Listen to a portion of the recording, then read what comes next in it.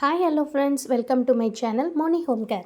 இன்றைக்கி இந்த வீடியோவில் நம்ம எதை பற்றி பார்க்க போகிறோம் அப்படின்னு பார்த்தீங்கன்னா, கருவேப்பிலை சட்னி செய்கிறது எப்படி அப்படிங்கிறத பற்றி தான் சொல்ல போகிறேன். நான் சொல்கிற அளவுகளை வச்சு நீங்கள் செஞ்சு பாருங்கள். டேஸ்ட் எப்படி இருக்குது அப்படின்னு சொல்லி நீங்கள் செஞ்சு பார்த்ததுக்கப்புறம் எனக்கு கமெண்ட்டில் சொல்லுங்கள், சரிங்களா? கருவேப்பிலை வந்து பொதுவாகவே உடம்புக்கு ரொம்ப நல்லது. நான் என்னென்ன இன்க்ரீடியண்ட்டோடு சேர்த்து செஞ்சுருக்கேன் அப்படின்றத பாருங்கள். ஒரு வெங்காயம், ஒரு தக்காளி, ஒரு 7-6 பச்சை மிளகா, அப்புறம் வந்து இஞ்சி ஒரு துண்டு, கொஞ்சமாக நான் பூண்டு இதில் வைக்க மறந்துட்டேன், நீங்கள் வச்சுக்கோங்க. பூண்டு ஒரு 5-6 பல், ஒரு சின்ன நெல்லிக்காய் சைஸ் புளி, 2 ஸ்பூன் கடலப்பருப்பு, 2 ஸ்பூன் உளுத்தம்பருப்பு. ஒரு வானல் வச்சுக்கோங்க. ஒரு 2 டேபிள் ஸ்பூன் அளவுக்கு எண்ணெய் ஊற்றிக்கோங்க. அதிகமாக எண்ணெய் தேவைப்படாது, ஏன்னா நம்ம இதெல்லாம் வந்து வறுக்க போகிறோம். அதுக்காக கடலைப்பருப்பும் உளுத்தம்பருப்பும் போட்டு நல்லா பொன்னிறமாக வர வரைக்கும் வறுத்துருங்க.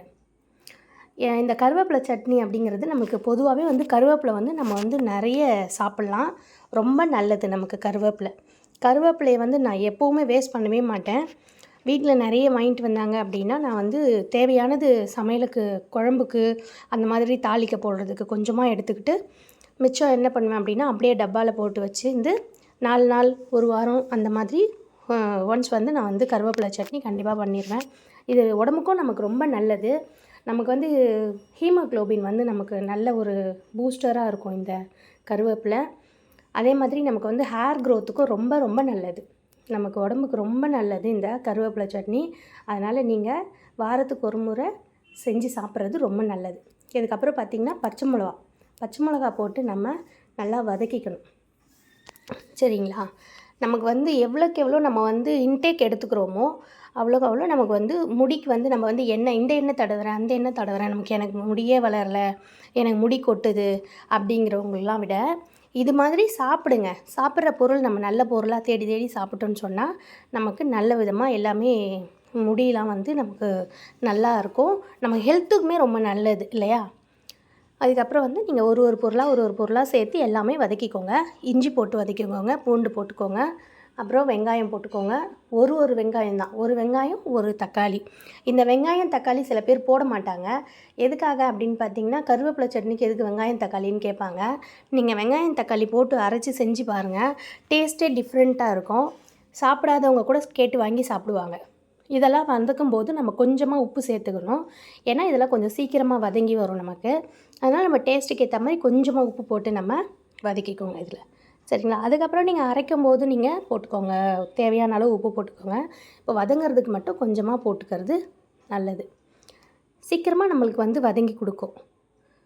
புளி, மிளகா, வெங்காயம், தக்காளி, இஞ்சி, பூண்டு எல்லாமே நம்ம வந்து ஒன்றா போட்டு நல்லா வதக்கிட்டோம், சரிங்களா? இப்போ இதை என்ன பண்ணணும் அப்படின்னா, அப்படியே வதக்குனதை இதில் பெருங்காயம் போடணும். பெருங்காயம் ஒரு அரை ஸ்பூன், சரிங்களா? அதனால் நான் கையில் காமிச்சிருக்கேன். ஒரு பிஞ்சளவு போட்டால் கூட போதும். நீங்கள் இதில் மறந்துட்டீங்க அப்படின்னா தாளிக்கும் போது கூட போட்டுக்கலாம், சரிங்களா? நம்ம அதுக்கப்புறம் கடுகு உளுந்து போட்டு தாளித்து சட்னி இது பண்ணுவோம் இல்லைங்களா? அப்போ கூட நீங்கள் அந்த பெருங்காயத்தை போட்டுக்கலாம். இதுக்கப்புறம் இதையெல்லாம் போட்டு நல்லா வதக்கிட்டு கடைசியாக நம்ம கருவேப்பிலை அலசி வச்சுருக்கோம் இல்லையா? அந்த கருவேப்பிலையும் தண்ணிலாம் நல்லா வடியிட்டோன்னு சொல்லி நான் வடி இதுவில் வச்சுருக்கேன். நல்லா தண்ணியெல்லாம் வடிஞ்சிருச்சு.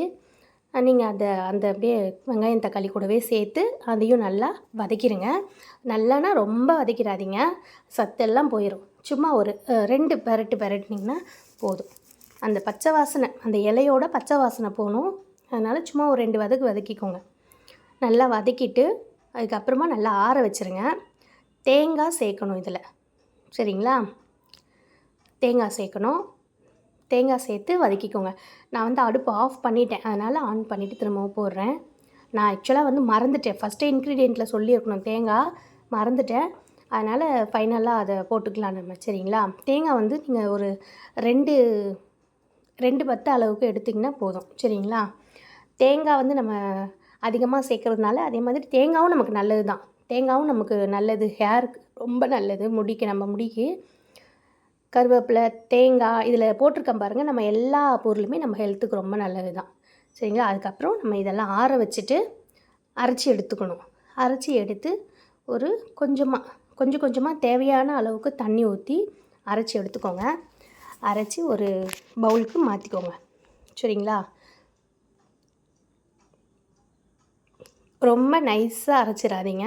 கொஞ்சம் கொரகொரப்பா இருந்தால் சாப்பிட்றதுக்கு நல்லா டேஸ்ட்டாக இருக்கும். ஒரு வானல் வச்சுக்கோங்க.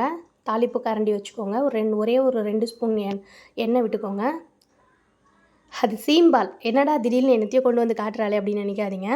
அது வந்து மாடு குட்டி போட்டுச்சுன்னா கொடுப்பாங்க இல்லையா, மாடு கன்று போட்டுச்சுன்னா கொடுப்பாங்கல்ல, அந்த பால் செஞ்சுருந்தேன். சீம்பால் அதுதான் அது.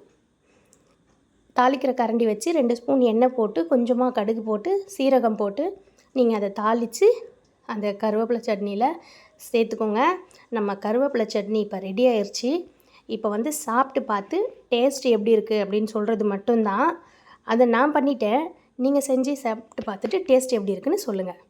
ஓகே ஃப்ரெண்ட்ஸ், என்னோடய சேனலை ஃபஸ்ட் டைம் பார்க்குற ஃப்ரெண்ட்ஸ் இருந்தீங்கன்னா எனக்கு சப்ஸ்கிரைப் பண்ணிவிடுங்க. சப்ஸ்கிரைப் பண்ணிட்டு பெல் ஐக்கானை கிளிக் பண்ணி வச்சுக்கோங்க.